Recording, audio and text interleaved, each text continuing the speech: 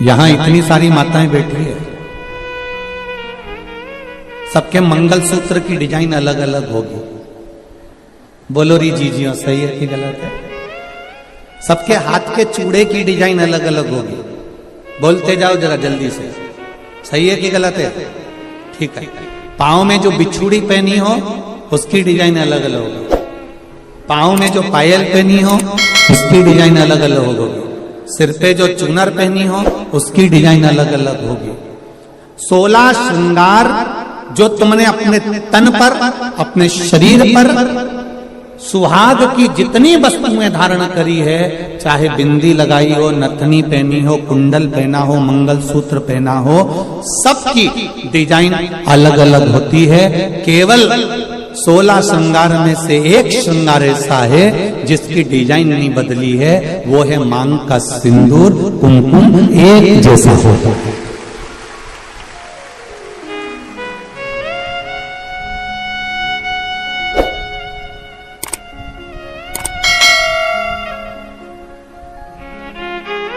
बोलो सही है कि गलत है?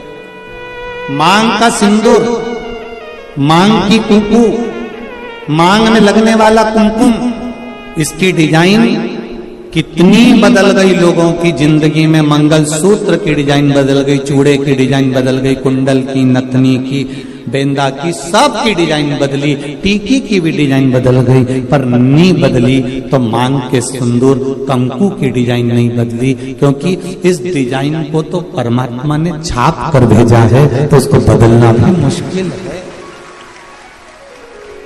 वो नहीं बदल सकता।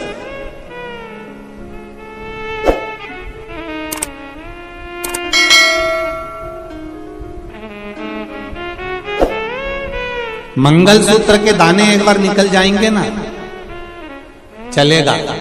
नाक की नथनी एक बार निकल जाएगी ना, चलेगी। बिछुड़ी जल्दीबाजी में कहीं निकल जाएगी ना, चलेगी।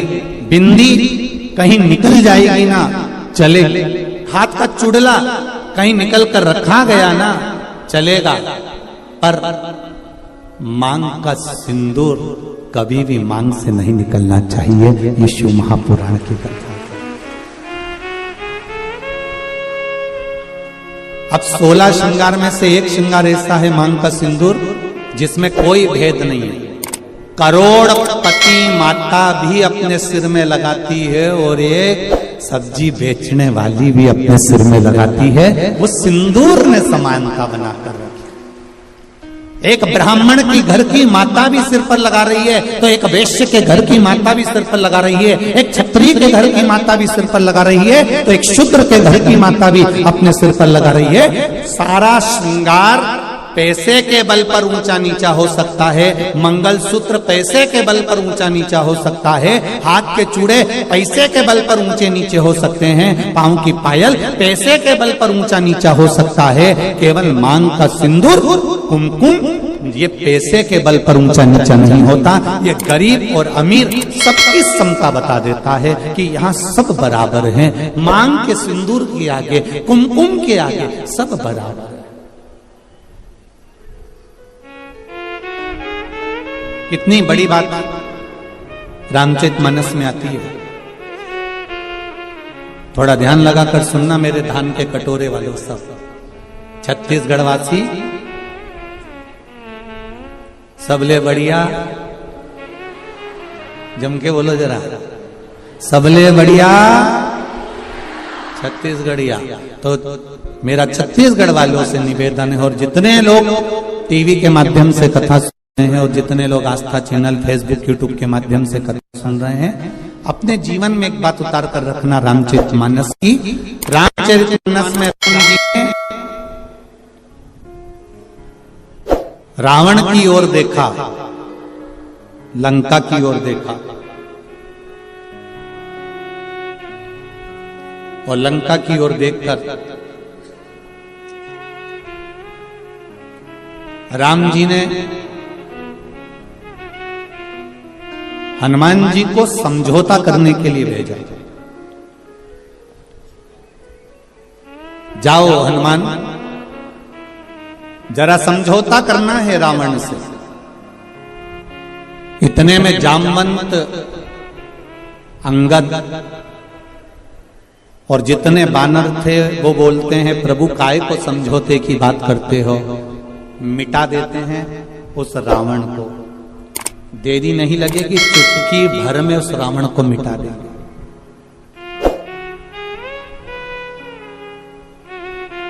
चुटकी भर में रावण को मिटा देंगे।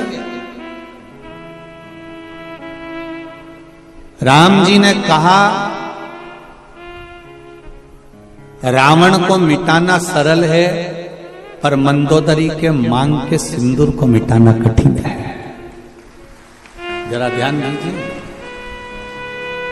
रावण को मिटाना सरल है, पर जो ये मंदोदरी मांग में सिंदूर धारण कर कर रखा है, जो मंदोदरी अपनी मांग में सिंदूर धारण कर कर रखी है, जो मंदोदरी अपनी मांग में कुंकुम धारण कर कर रखी है, जो मंदोदरी अपनी मांग में कुमकुम रखी हुई है, इसका सौभाग्य इसके सामने है। और इसका जो भजन है, इसका जो आनंद है, इसका जो स्मरण है, वो इतना प्रबल है कि उसको मिटाना कठिन।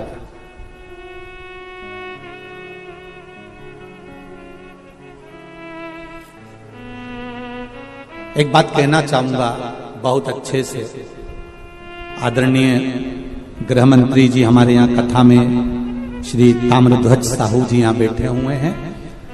आप तो आज आए हैं, पर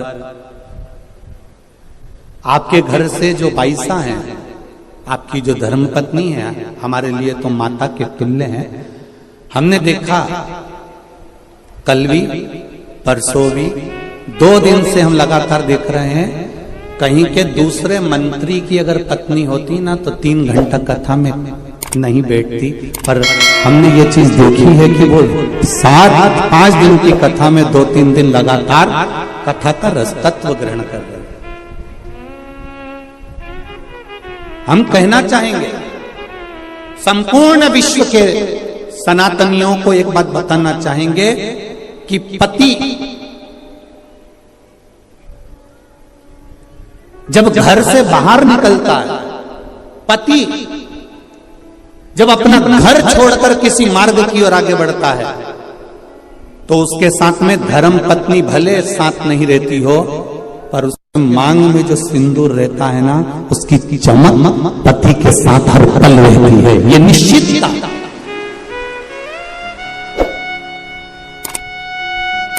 उसकी भक्ति का बल, उसके भजन का बल, उसके स्मरण का बल। अभी अभी आपने तुलसी जी और शालिग्राम की शादी जी करी होगी, बोलो सही है? एकादशी पर अभी तुलसी जी का ब्याह भगवान शालिग्राम जी के साथ लड्डू गोपाल के साथ करा होगा। जरा विचार करना, उस जलंधर को मारने के लिए देवताओं के पसीने छूट गए थे। क्यों?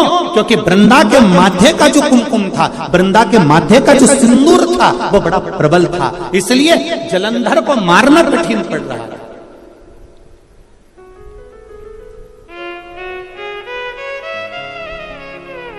फिर करा क्या गया कि इसके सात्वित्व को डिगाया जाए, और सात्वित्व को डिगाने के लिए भेजा। जब उसका सात्वित्व डिग गया, सात्वित्व टूट गया, तब जलंधर के प्राणों को हरा गया। फिर निवेदन करूंगा, मेरी जितनी माताएं यहां बैठी हैं, जितनी मेरी बहन बैठी हैं, जितनी मेरी जीजियां बैठी हुई हैं, जितनी मेरी बेटियां बैठी हुई हैं, निवेदन करूंगा, मंगल पाणिग्रहण संस्कार होने के बाद में, विवाह हो जाने के बाद में, अपने मस्तक पर मांग में, भले आजकल तो फैशन हो गया, ज्यादा सिंदूर नहीं लगाती हैं माताएं, कुंकू नहीं लगाती हैं, थोड़ा उनको एक अलग सा फील होता है, तो उनको वो थोड़ा, मेरा निवेदन है कि मेरी जीजियों से, मेरी माताओं से, मेरी बहनों से, मेरी बेटियों से निवेदन है, शादी होने के बाद में मांग में, और एक फिर निवेदन करूंगा, वो पेंसिल जैसी नहीं, पेंसिल जैसी नहीं, सिंदूर तुम्हारे पति ने जिस समय तुम मंडप के अंदर बैठी थी और चांदी के सिक्के से, कलदार से, अंगूठी से, डब्बी में से भर भर कर तेरी मांग में भरा था, ऐसा सिंदूर तुम्हारी मांग